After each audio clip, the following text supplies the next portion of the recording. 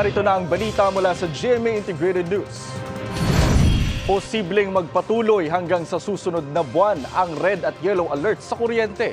Ayon sa Department of Energy, apektado kasi ng matinding init ang mga planta.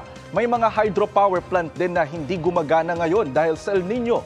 Dahil sa kakulangan ng supply at reserbang kuryente, posibleng tumaas din ang bentahan nito sa spot market. Narito naman iba pang balitang binabantayan ng GMA Integrated News. Paglalabas ng hold departure order laban kay Pastor Apollo Kibuloy, hiniling ng isang grupo sa DOJ. EDSA busway, pinag-aaralang isa pribado ng gobyerno para madagdagan ang mga bus at bus stop.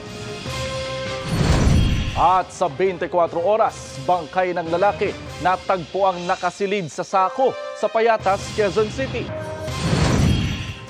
Para sa mas malaking misyon at mas malawak na paglilingkod sa bayan, ako po si Jonathan Andal ng GMA Integrated News, ang News Authority ng Pilipino.